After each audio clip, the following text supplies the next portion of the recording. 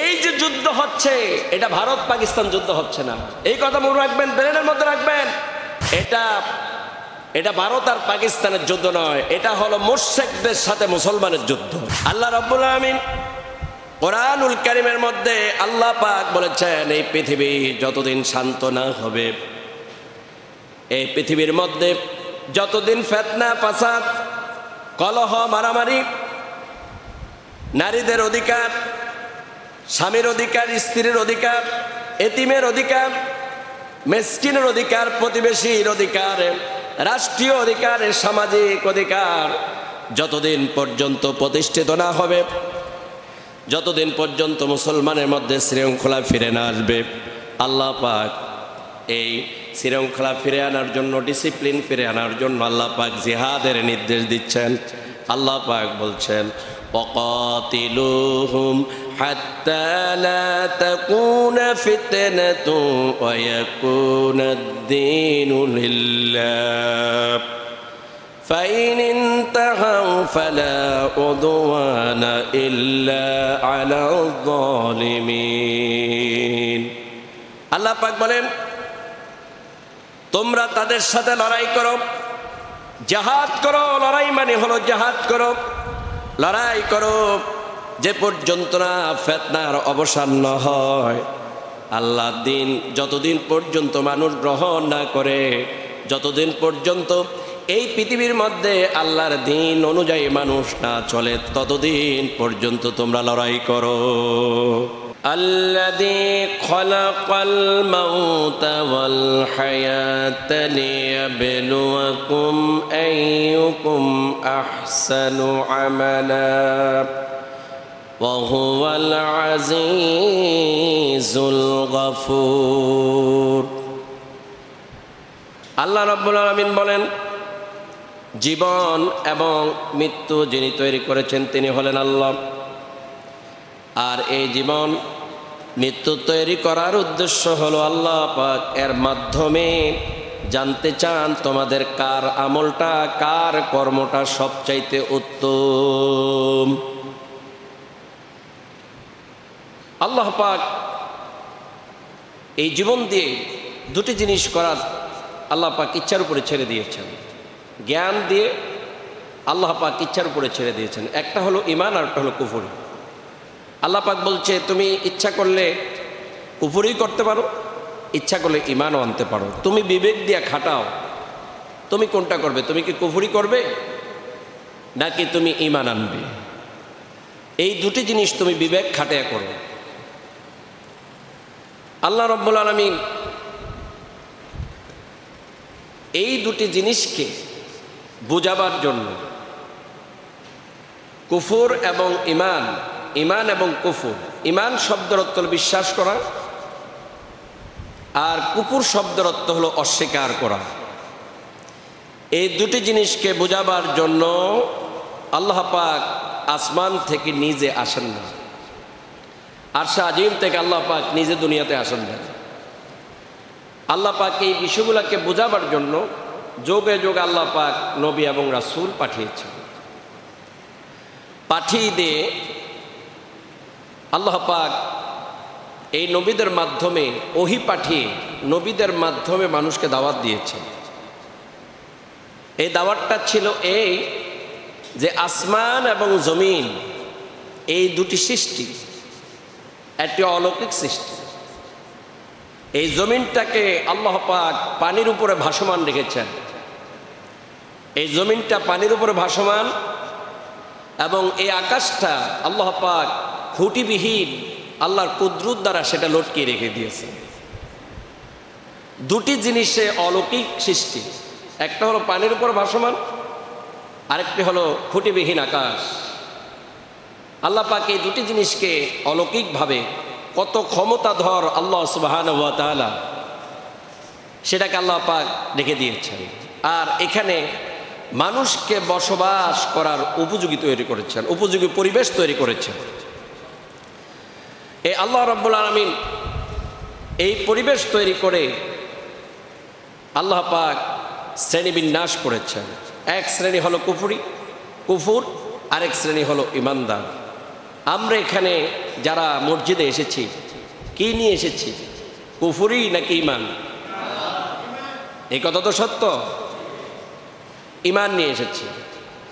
এই ঈমান এবং কুফরের মধ্যে যোগে যোগে লড়াই হয়েছে, দুটি শক্তির সাথে যোগে যোগে লড়াই হয়েছে। কয়টা শক্তি?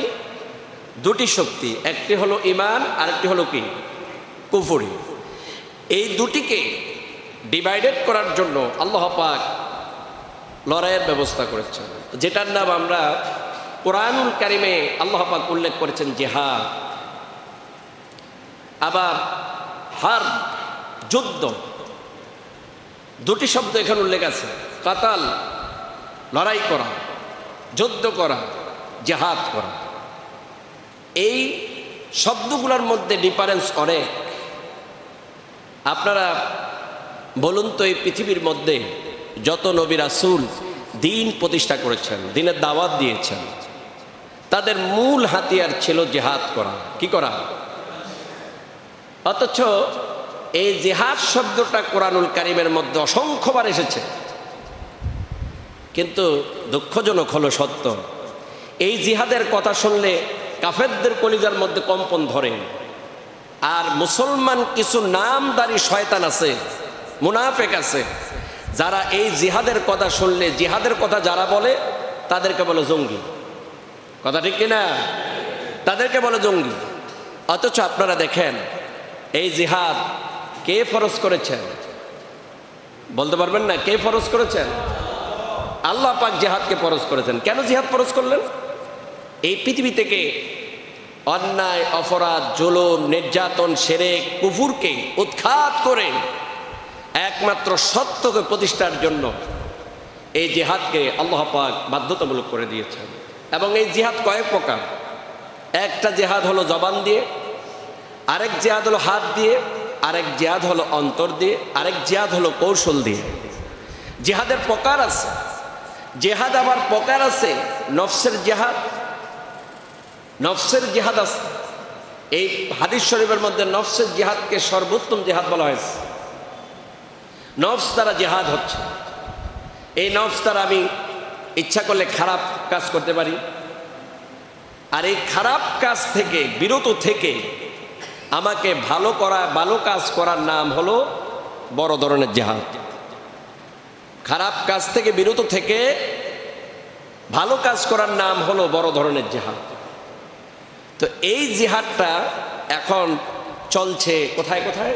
ফিলিস্তিনে চলছে, চলছে পাকিস্তানে, চলছে কাশ্মীরে, তারপর আপনার চলছে সোমালিয়া। আপনারা তো এগুলোর খোঁজখবর জানেন না।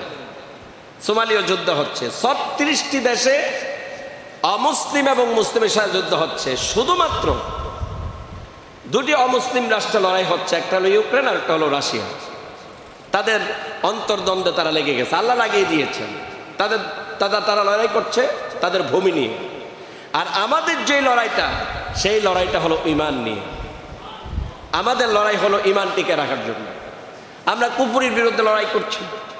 আমরা জবান দিয়ে, আমরা বক্তব্যের মাধ্যমে আমরা লড়াই করছি, আমরা কথা বলছি, আমরা লিখনের মাধ্যমে, আমরা কথার মাধ্যমে আমরা লড়াই করছি আমাদের ঈমানকে টিকে রাখার জন্য। সেজন্য বন্ধুগণ, জিহাদ তো করতেই হবে। পৃথিবীতে মুসলমানরা ততদিন পর্যন্ত প্রতিষ্ঠিত ছিল যতদিন পর্যন্ত এই জিহাদ ছিল। এখন এই কোরআনের এই জিহাদ শব্দকে যারা অস্বীকার করবে তারা কাফের, কোনো সন্দেহ নাই। রাসূল করিম সাল্লাল্লাহু আলাইহি ওয়াসাল্লাম বলেছেন, যতদিন পর্যন্ত তোমাদের হাতে থাকবে তরবারি, ততদিন তোমরা বীরের জাতি, পৃথিবীতে তোমরাই শ্রেষ্ঠ জাতি। আর এই তরবারির পরিবর্তে যখন সারিন্দা, নারিন্দা, সারেগামা, পাদানিশা মুসলমানদের ঘরের মধ্যে ঢুকলো, এমনি ঈমান পালিয়ে চলে গেল, কুফরে এসে ঢুকলো। এখন আবল তাবল কথা বলে। ওই কাফেররা যেই সুরে কথা বলে, নামধারী মুসলমানরাও সেই সুরেই কথা বলে। কথা ঠিক কিনা? সেই সুরে কথা বলে।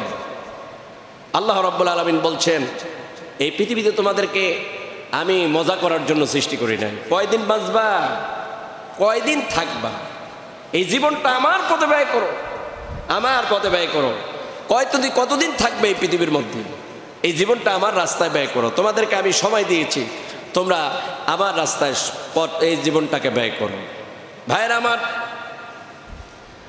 আল্লাহ রাব্বুল আলামিন কোরআনুল কারীমের মধ্যে আল্লাহ পাক বলেছেন, এই পৃথিবী যতদিন শান্ত না হবে, এই পৃথিবীর মধ্যে যতদিন ফিতনা ফাসাদ, কলহ, মারামারি, নারীদের অধিকার, স্বামীর অধিকার, স্ত্রীর অধিকার, এতিমের অধিকার, মিসকিনের অধিকার, প্রতিবেশীর অধিকার, রাষ্ট্রীয় অধিকার, সামাজিক অধিকার যতদিন পর্যন্ত প্রতিষ্ঠিত না হবে, যতদিন পর্যন্ত মুসলমানের মধ্যে শৃঙ্খলা ফিরে না আসবে, আল্লাহ পাক এই শৃঙ্খলা ফিরে আনার জন্য, ডিসিপ্লিন ফিরে আনার জন্য আল্লাহ পাক জিহাদের নির্দেশ দিচ্ছেন।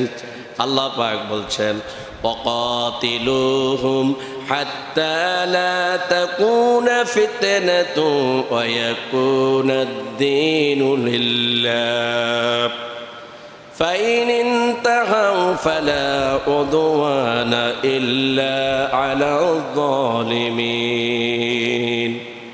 আল্লাহ পাক বলেন, তোমরা তাদের সাথে লড়াই করো, জিহাদ করো। লড়াই মানে হলো জিহাদ করো, লড়াই করো যে পর্যন্ত না ফিতনার অবসান না হয়। আল্লাহর দিন যতদিন পর্যন্ত মানুষ গ্রহণ না করে, যতদিন পর্যন্ত এই পৃথিবীর মধ্যে আল্লাহর দিন অনুযায়ী মানুষ না চলে, ততদিন পর্যন্ত তোমরা লড়াই করো। জিহাদ মানে হলো কি করা? লড়াই করা। বলেন কি করা? এখন লড়াই করলে কোনো লড়াইব শব্দ বললে কি নাই, অসুবিধা নেই। শুধু জিহাদ বললে কি, এটা তো আরবি শব্দ, আল্লাহর কোরআনের শব্দ, তো জিহাদ বললে অসুবিধা। আচ্ছা লড়াই বলি, যুদ্ধই বলি। আল্লাহ পাক বলছে লড়াই করো যতদিন পর্যন্ত এই সমাজ থেকে, রাষ্ট্র থেকে ফিতনা দূর না হয়ে যায়, মানুষের অধিকার প্রতিষ্ঠিত না হয়, যতদিন পর্যন্ত সত্য প্রতিষ্ঠিত না হয়, যতদিন পর্যন্ত মানুষ আল্লাহর দ্বীনমুখী না হয়, ততদিন পর্যন্ত তোমরা লড়াই করতে থাকো। এই নির্দেশ কার? ভাইরা বলেন কার? আল্লাহ পাকের নির্দেশ। এই লড়াই চলছে, চলবে। আল্লাহ রাব্বুল আলামিন বলেন, ইয়া আইয়ুহাল্লাযীনা আমানুত্তাকুল্লাহা ওয়াবতাগু ইলাইহিল ওয়াসিলা ওয়াজাহিদু ফি সাবিলিহি লাআল্লাকুম তুফলিহুন। আল্লাহ রাব্বুল আলামিন বলেন, বিশ্বাসীরা শোনো, হে মুমিনগণ, তোমরা আল্লাহ রাব্বুল আলামিনকে ভয় করো, আর তোমরা ওসিলা তালাশ করো। কি তালাশ করো? ওসিলা। ওসিলা মানে কি? পথ, একটা মাধ্যম, একটা মাধ্যম তালাশ করো।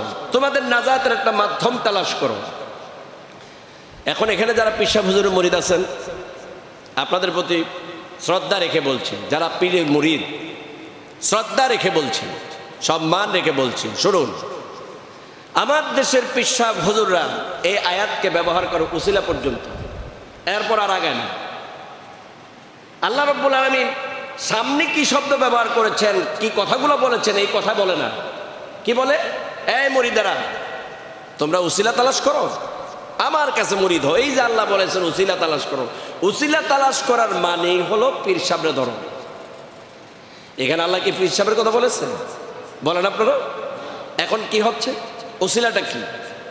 এই পৃথিবীর সমস্ত ওলামা ইকরাম, সমস্ত মুফাসসির ইকরাম, সমস্ত মুহাদ্দিস, সব মুফতি, সমস্ত আলেম ওলামা একমত, আল্লাহ পাক উসিলা বলতে আয় আমলে সালেহ, সৎ কর্মকে আল্লাহ পাক এখানে উদ্দেশ্য করেছেন, যে তোমরা সৎ কর্ম উসিলা বানাও। কারণ কিয়ামতের ময়দানে তোমাদের একমাত্র এই সৎ কর্মই তোমাদেরকে নাজাত দেবে, তোমাদেরকে সৎ কর্মই নাজাত দিবে।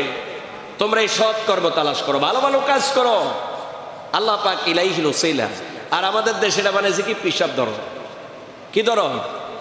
পীর সাহেব ধরো। আর পীর সাহেবের কাছে তো যাবে নেই, কিন্তু পীর সাহেব হুজুর ধরলে নাজাত পাবেন, এই কথা মিথ্যা। নামাজ নাই, রোজা নাই, হজ নাই, যাকাত নাই, আল্লাহর নির্দেশ মোতাবেক জীবন পরিচালনা করে না, পিসাব হাজারো পিসাবের কাছে মুরিদ হইলে লাভ হবে না, কাফের হয়ে মৃত্যুবরণ করতে হবে। কথা ঠিক কিনা? ঈমান এত সহজ জিনিস?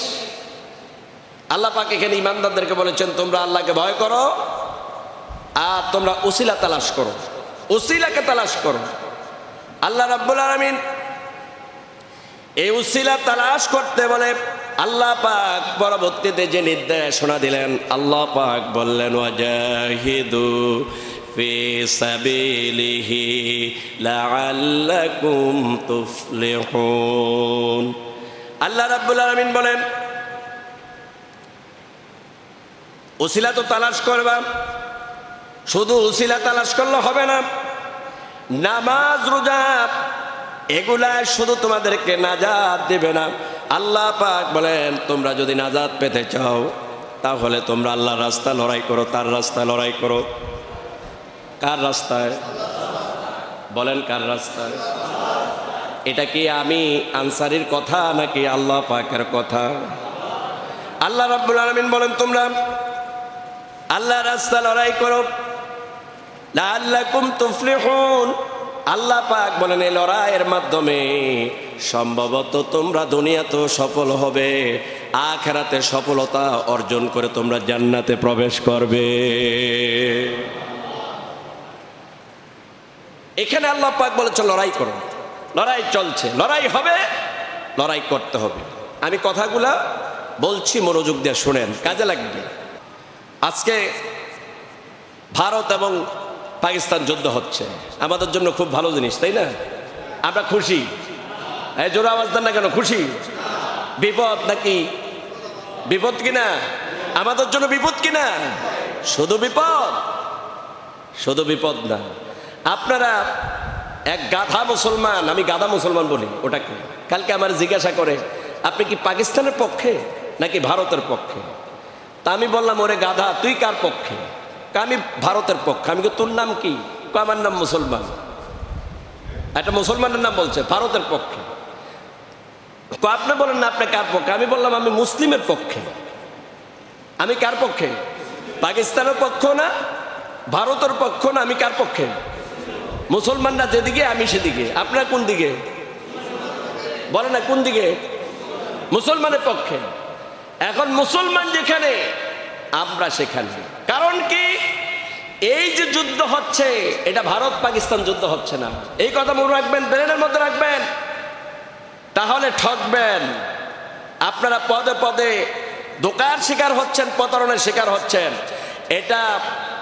এটা ভারত আর পাকিস্তানের যুদ্ধ নয়, এটা হলো মুশরিকদের সাথে মুসলমানের যুদ্ধ। কথা ঠিক কিনা? এটা হচ্ছে মুসলমানের সাথে মুশরিকদের যুদ্ধ। মুশরিকরা আজীবন মুসলমানদেরকে জ্বালিয়েছে, রাসূলুল্লাহকে কষ্ট দিয়েছে। কারা?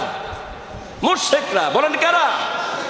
মুশরিকরা, কাফেররা কষ্ট দিয়েছে। এখন বর্তমানে যারা লড়াই করছে ভারত আর পাকিস্তান, এক গ্রুপ হলো মুসলিম, আরেক গ্রুপ কি? মুশরিক। বলেন কি? আপনারা বলুন। কালকে দেখেছি আমি, গতকালকে দেখেছি কালিমার পতাকা তারা প্রিন্ট থেকে বের করে এই কালিমার পতাকাকে তারা পা দিয়ে পাড়িয়ে অপমান করেছে। শরীরটা জ্বলে গিয়েছে। আহারে মুসলমান, কি মুসলমান কি হয়ে গেল? এই মুসলমানের সামনে দাঁড়িয়ে কথা বলার কারো সাহস ছিল না। মুসলমানের পদধ্বনিতে বিশ্ব কেঁপেছে, আর মুসলমানের কালিমা আজকে পায়ের নিচে। আল্লাহর কাছে জবাব দিতে হবে। আপনারা সবাই জবাব দেন। এই পৃথিবীতে এখন যদি আমি বলি বিগ টেররিস্ট, গ্রেট টেররিস্ট, বড় সন্ত্রাসী, দুইটা রাষ্ট্র। কয়টা? তিনটা রাষ্ট্র। একটা হলো মদতদাতা, আর দুইটা হলো এই মদত পায়া আক্রমণকারী, মুসলমানের উপর অত্যাচারকারী। একটা হলো ইসরায়েল, আর একটা কি? ভারত। বলেন কয়টা?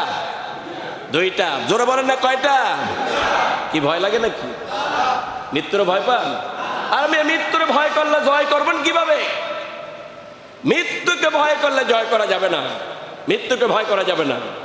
আপনারা বলেন ইসরায়েল, আরেকটা হলো মোদি, ভারত। মোদি আর নেতানিয়াহু দুজন হাত মিলেছে, কয় আমরা এবার শপথ করলাম মুসলমানদেরকে হত্যা করব, শেষ করে দেব। আর মুসলমানরা হাসে, কয় আমরা পাকিস্তান ভারতের পক্ষে।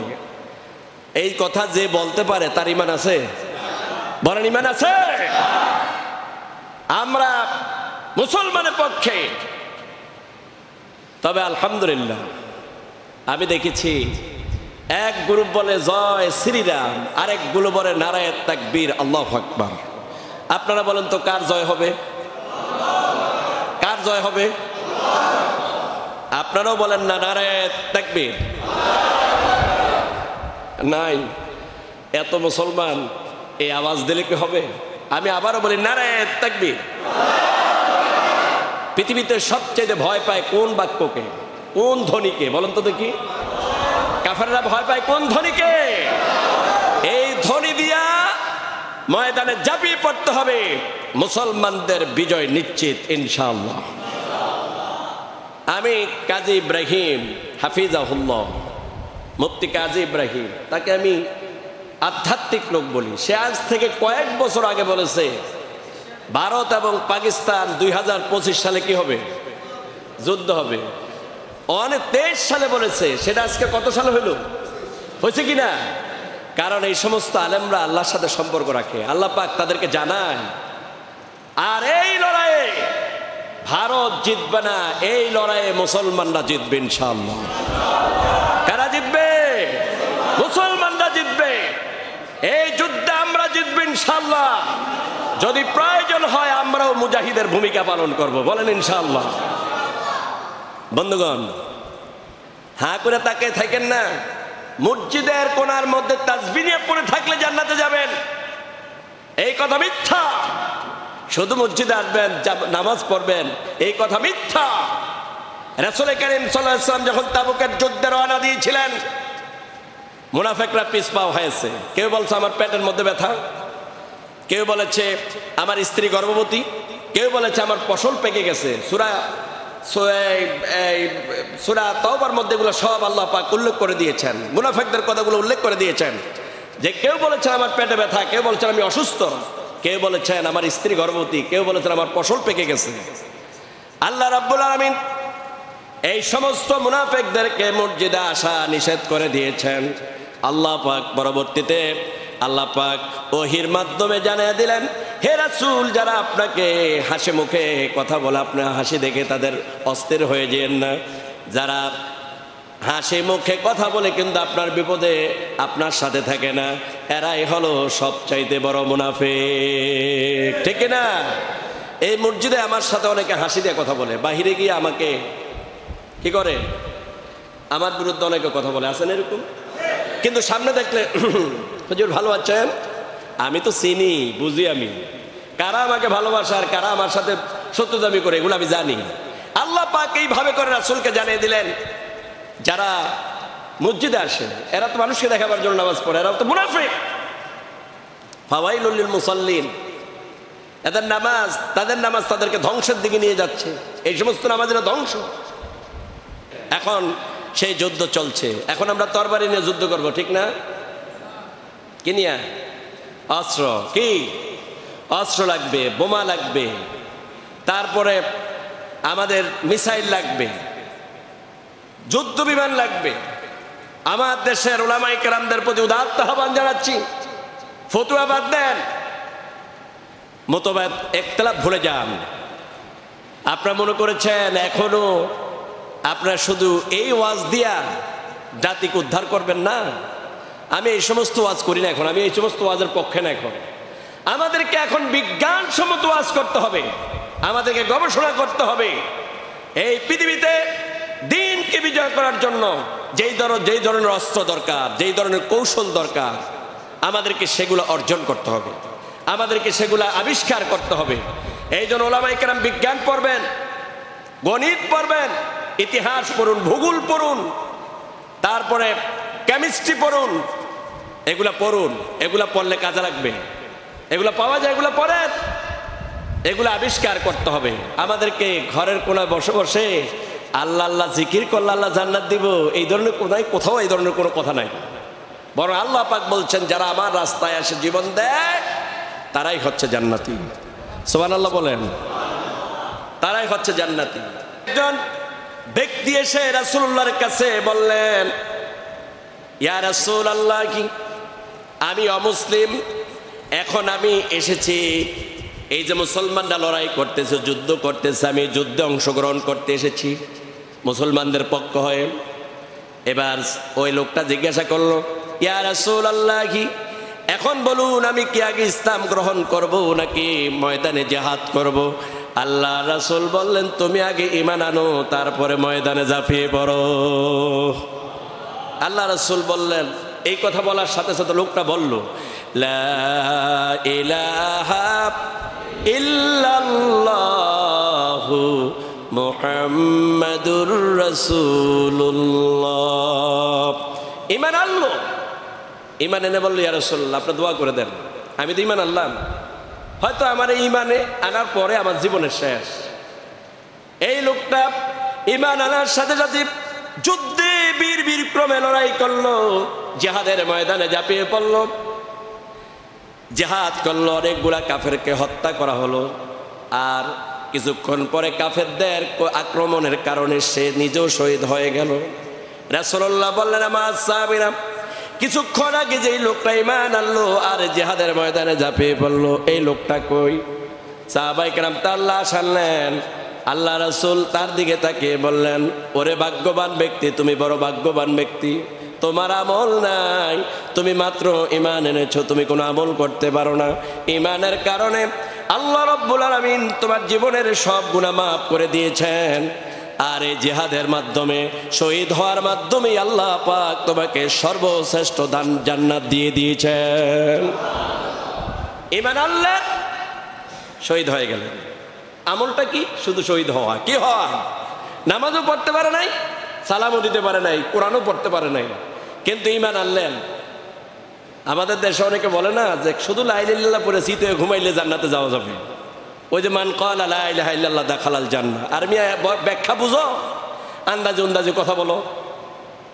জান্নাতে যেতে হলে আল্লাহ পাকের পথে এইভাবে জীবন বিলিয়ে দিতে হবে, জীবন বিলিয়ে দিতে হবে। আল্লাহ রাব্বুল আলামিন, আপনারা মনোযোগ দিয়ে শুনেন, আল্লাহ পাক এই ভারত নামক কাফেরদের সাথে, ইসরায়েল নামক কাফেরদের সাথে আজকে তারা মুসলমান নাই। আল্লাহ রাসূল বলেছেন কিয়ামতের আগে আহলে কিতাবরা সব কাফের হয়ে যাবে, কেউ ঈমান, তাদের ঈমান থাকবে না। ইহুদি খ্রিস্টান, আল্লাহ রাব্বুল আলামিন কাফেরদের সাথে, মুনাফিকদের সাথে আল্লাহ পাক লড়াইয়ের নির্দেশ দিয়েছেন। ভাইয়েরা আমার, মনোযোগ দিয়ে শুনেন, প্রস্তুতি নেন, লড়াই করতে হবে। প্রস্তুত ইনশাল্লাহ? বাঁশের লাঠি নিয়ে, ঠিক কিনা? হ্যাঁ, বাঁশের লাঠি নিয়ে থাকতে হবে। তো আমাদের অস্ত্র নাই, বাঁশের লাঠি নিয়ে প্রস্তুত থাকতে হবে। আইবা জনমের মতো বাঁশের লাঠি দিয়া, ওই যে তিতুমিরের বাঁশের লাঠি, সেটা দিয়ে সাইজ করে দিব। বাংলার দিকে তাকাইও না, চোখ উল্টে তাকাইও না। এই বাংলাদেশের মুসলমান এখন ঐক্যবদ্ধ, বলেন আলহামদুলিল্লাহ। আল্লাহ রাব্বুল আলামিন বলেন, ইয়া আইয়ুহান নাবিয়্যু জাহিদিল কুফফারা ওয়াল মুনাফিকিনা ওয়াগলুজ আলাইহিম ওয়া মাআওয়াহুম জাহান্নাম ওয়া বিইসাল মাসীর। আল্লাহ রাব্বুল আলামিন বলেন, হে নবী, কারে বলছেন? আল্লাহ কারে বলছেন? নবীকে বলছেন। নবীকে বলার উদ্দেশ্য হলো দুনিয়ার সব মুসলমানকে বলা। নবীকে কথা আহ্বান করার অর্থই হলো দুনিয়ার সব মুসলমানকে আহ্বান করা। আল্লাহ রাব্বুল আলামিন বলেন, হে নবী, কাফের ও মুনাফিকদের সাথে আপনি যুদ্ধ করেন, লড়াই করেন, জিহাদ করেন। ওয়াগলুজ আলাইহিম, তাদের সাথে কঠোরতা অবলম্বন করুন। আপনারা আল্লাহর এই কথাটা মনোযোগ দিয়ে শুনেন, কঠোরতা অবলম্বন করতে বলা হয়েছে। কাফেরদের সাথে কোনো কম্প্রোমাইজ নাই, মুশরিকের সাথে কোনো কম্প্রোমাইজ নাই, সরাসরি যুদ্ধ হবে। আল্লাহ রাব্বুল আলামিন বলছেন, এই যুদ্ধের মাধ্যমে তোমরা কতল করবা, আবার তোমরা শহীদ হবা। এর যার মাধ্যমে আমি আল্লাহ তোমাদের জন্য শ্রেষ্ঠ নেয়ামত জান্নাত নির্ধারণ করে দেব। ভাইরা, রাসূল কারীম সাল্লাল্লাহু আলাইহি ওয়াসাল্লামকে আল্লাহ পাক বলছেন, নবী কাফের বেঈমানদের জন্য, মুনাফিকদের জন্য আপনি কঠোর হন, কঠোর হন। আমরা কঠোর নাকি নরম? বলেন না, কাফেরদের সাথে নরম নাকি কঠোর? মুনাফিকদের সাথে কঠোর নাকি নরম? মুনাফিকদের ব্যাপারে কঠোর, কাফেরদের ব্যাপার আমরা কঠোর। লড়াই হবে, পাকিস্তান ভারত নয়, লড়াই শুরু হয়েছে। এই লড়াই হবে মুশরিকদের সাথে, কাফেরদের সাথে। মুসলমানের বিজয় কার? ওয়ালা তাহিনু ওয়ালা তাহজানু ওয়া আনতুমুল আ'লাউনা ইন কুনতুম মুমিনিন। আল্লাহ রাব্বুল আলামিন বলেন, কোনো চিন্তা নাই, কোনো ভয় নাই, তোমরা যদি মুমিন হও আমি আল্লাহ তোমাদেরকে সাহায্য করব। এই ওয়াদা কার? নাকি আমার? কার কথা? আল্লাহ বলছে মুমিন হতে হবে। এখন মুমিন হতে হবে, মুমিন হতে হবে, মুমিনের কোয়ালিটি অর্জন করতে হবে। মুমিনরা পিছ পাও হয় না, পিছনের দিকে তাকায় না, মুমিনরা সামনে চলে, ঠিক কিনা বন্ধুগণ? এই জন্য আপনাদের প্রতি উদাত্ত আহ্বান, আসুন আল্লাহ পাক আমাদেরকে যেই নির্দেশনা দিয়েছেন সেই নির্দেশনা অনুযায়ী আমরা জীবন যাপন করি। রাসূল কারীম সাল্লাল্লাহু আলাইহি ওয়াসাল্লাম কি বলছে শুনেন। আন আনাস রাদিয়াল্লাহু তাআলা আনহু আন্নান নাবিয়্যা সাল্লাল্লাহু আলাইহি ওয়াসাল্লাম قال জাহিদুল মুশরিকিনা বিআমওয়ালিকুম ওয়া আনফুসিকুম ওয়া আলসিনাতুকুম।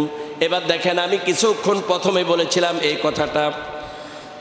রাসূল কারীম সাল্লাল্লাহু আলাইহি ওয়াসাল্লাম বলেছেন, তোমরা তোমাদের মাল, জান আর জবান দিয়া, মুখ দিয়া মুশরিকদের বিরুদ্ধে লড়াই করো। কয়টা জিনিস? আমার আঙ্গুলের দিকে তাকান, কয়টা? কি কি? মাল, জান আর জবান। বলেন কয়টা? মাল, জান, এ জবান। এই যে আমি বলতেছি জবানের, এটা জবানের জিহাদ। এটা কিসের জিহাদ? জবানের জিহাদ। আর এই জিহাদ পরিচালনা করতে গিয়ে আমার জীবন সেখানে উপস্থাপন করতে হবে, আমার জীবনকে সেখানে একবারে বাস্তব উপস্থাপন করতে হবে, এবং আমার পকেটের অর্থের, ব্যাংকের যে টাকা আছে এই টাকাগুলো পেশ করতে হবে এই লড়াইয়ের জন্য। আবার এই লড়াইয়ের জন্য আমি কি সশরীরে উপস্থিত হতে হবে, মাল উপস্থাপন করতে হবে, তারপর আমার জবান দিয়ে কথা বলতে হবে। সবাই জোরে বলেন আল্লাহু আকবার। এটাই তো হলো জিহাদের সর্বশ্রেষ্ঠ ধ্বনি, ঠিক কিনা? শরীরের সমস্ত শক্তি দেয়া সবাই বলেন আল্লাহু আকবার। এই ধ্বনিটা দিবেন, এই ধ্বনিটা বাহিরে দিবেন, আল্লাহু আকবার ধ্বনি দিবেন, শয়তান সব দূর হয়ে যাবে, শয়তান সব দূর হয়ে যাবে। আল্লাহ পাক আমাদেরকে ঈমান নামক এই কথাগুলো বোঝার তৌফিক দান করুন। ভাইরা আমার, আল্লাহ রাব্বুল আলামিন বলছেন, আম হাসিবতুম আন তাদখুলুল জান্নাতা ওয়া লাম্মা ইয়া'লামিল্লাহুল্লাযীনা জাহাদু মিনকুম ওয়া ইয়া'লামাস সাবিরিন। আল্লাহ রাব্বুল আলামিন বলেন, তোমরা কি মনে করেছো যে তোমরা এমনিতে বেহেশতে চলে যাবে, জান্নাতের মধ্যে চলে যাবে? অথচ আল্লাহ এখন পর্যন্ত প্রকাশ করেননি যে তোমাদের মধ্যে এমন কে আছে আল্লাহর পথে প্রাণপণ লড়াই করতে প্রস্তুত এবং ধৈর্য ধরার জন্য প্রস্তুত। কেউ নাই। আমাদেরকে অনেকে পরামর্শ দেয়, হুজুর হেকমত অবলম্বন করেন। হেকমত কি? হেকমত শব্দটা হলো প্রজ্ঞা, যেটা বাংলাতে বলা হয়। সব কথা বললেন না হুজুর, তো কোন কথা বলতাম? কয় শুধু সুবিধা মতো যেই কথাগুলো সেগুলো বললেন। সুদের বিরুদ্ধে কথা বললেন না, ঘুষের বিরুদ্ধে বললেন না, কারণ আমাদের এলাকার মধ্যে ঘুষখোর আছে, আমাদের এলাকার মধ্যে, আমাদের মসজিদের মধ্যে সুদখোরও আসে, আমাদের এলাকার মধ্যে, আমাদের মসজিদের মধ্যে ইয়াবাখোরও আসে, মদখোরও আসে, মিথ্যাবাদীও আসে, মুনাফিকও আসে। তো যদি এগুলার বিরুদ্ধেই কথা বলা না হয় তাহলে বলবো কিসের ওয়াজ? ওয়াজ আছে নি? আজ ওয়াজ তো শেষ, ওয়াজ তো শেষ। আল্লাহ বললেন এগুলার বিরুদ্ধে লড়াই করো, এই অন্যায়ের বিরুদ্ধে লড়াই করো, এগুলাকে বন্ধ করার জন্য লড়াই করো। বন্ধুগণ, আল্লাহ পাক বলছেন যে লড়াই তো হবেই, তবে লড়াই করবে দুই গ্রুপ। আল্লাযীনা আমানু ইউকাতিলুনা ফি সাবিলিল্লাহ ওয়াল্লাযীনা কাফারু ইউকাতিলুনা ফি সাবিলিত তাগুত। দুইটা গ্রুপকে আল্লাহ ভাগ করে দিয়েছেন। সর্বশেষ আলোচনা শুনেন, আল্লাহ পাক বলছেন যারা কাফের, যারা মুসলমান, যারা মুমিন তারা লড়াই করে আল্লাহর রাস্তায়, আর যারা কাফের তারা করে তাগুতের রাস্তায়, শয়তানের রাস্তা লড়াই করে। কথা ঠিক কিনা? আমরা এই যে বিগত 16 বছর লড়াই করছি, বলছি ইসলামের বিরুদ্ধে কোনো আইন করা যাবে না, তারপরে মুসলমানের বিরুদ্ধে কোনো পদক্ষেপ নেওয়া যাবে না, আলেম ওলামাকে নির্যাতন করা যাবে না। আমরা এই সমস্ত পদক্ষেপগুলো নিয়েছি, এই যে লড়াই করছি। কয়টা বছর বল না, কয় বছর? 16 বছর। আল্লাহ ফলাফল দিছে কিনা? দিছে। এর মধ্যে দুইটা গ্রুপ ছিল, এই মুসলমান নামে দুইটা গ্রুপ ছিল, একটা ছিল তাগুতের পক্ষে, আরেকটা ছিল ইসলামের পক্ষে। আপনারা কোন পক্ষে ছিলেন? ইসলামের পক্ষে ছিলেন তো? একটা তাগুতকে প্রতিষ্ঠার জন্য লড়াই করেছে, আরেকটি লড়াই করেছে কারে প্রতিষ্ঠা করার জন্য? একটা লড়াই করছে সত্যকে প্রতিষ্ঠার জন্য, আরেকটা লড়াই করছে শয়তানকে প্রতিষ্ঠার জন্য। কিন্তু নিজেদেরকে দাবি করেছে কি? মুসলমান। নিজেদেরকে দাবি করছে মুসলমান। আমি আশ্চর্য হয়ে গেলাম, মাস পর গাজায় যখন গেলাম, ঢাকা গেলাম, কিছু কিছু পুলিশ মাদ্রাসার ছাত্রদেরকে বলে তোমরা এই কালিমা খুশিত পতাকা কেন এনেছো? এটা তো আইএসের পতাকা, ওই যে কালো পতাকা। এই এমন ধারণা দিয়েছে যেটা আইএসের পতাকা। অথচ আপনারা বলেন আমাদের সর্বশ্রেষ্ঠ পতাকা কোনটা? লা ইলাহা, এটাই তো পতাকা। আর আমাদের দেশের পতাকা হলো লাল সবুজে গাথা, লাল সবুজে গাথা একটি পতাকা। কিন্তু আমার পতাকা, আমি মুসলমান হিসাবে আমার পতাকা হলো লা ইলাহা ইল্লাল্লাহ। এই পতাকা হলো আমার পতাকা, আমার পতাকা, এটা হলো আমার পতাকা। কিন্তু এমন ধারণা দিয়েছে মুসলমানের পুলিশ, মুসলমান আর্মি ধরে কয় তুমি এটা পাইলা কই? তুমি কি আইএসের সদস্য? কে বলেছে আইএসের সদস্য আমরা? লা ইলাহা ইল্লাল্লাহ যদি আইএসের সদস্য হয় তাহলে তো আমরা ঈমান আনলাম কি দিয়া? আমরা ঈমান আনলাম কি দিয়ে? আমাদেরকে এই কালিমা নিয়ে ময়দানে ঝাঁপিয়ে পড়তে হবে, ঠিক কিনা? বন্ধুগণ, আপনারা অপেক্ষায় থাকেন, বেশি দূরে নয়। আমার তো মনে হয় পাকিস্তান বিজয়ের দ্বার প্রান্তে, ঠিক কিনা? ঠিক কিনা? পাকিস্তান বিজয়ের ধার প্রান্তে। মুশরিকেরা নাকানি চোকানি খায়া তারা পালিয়ে চলবে। এখনো তো পালাইতেছে, সাদা পতাকা দিয়ে পুড়ে তারা পালাইতেছে। কারণ আমি তো ভারতে যাই, আমি দেখি মুশরিকরা কত ভীতু, কত ভীতু। তারা মুসলমানদের সামনে দাঁড়াতে পারবে না। শুধু একটা ধ্বনি জারি রাখবেন, সেটা হলো আল্লাহু আকবার। বলেন, কি বলবেন? এই ধ্বনিটা জারি রাখবেন, তাদের কলিজার মধ্যে আল্লাহ রাব্বুল আলামিন কম্পন ধরাইয়া দিবেন।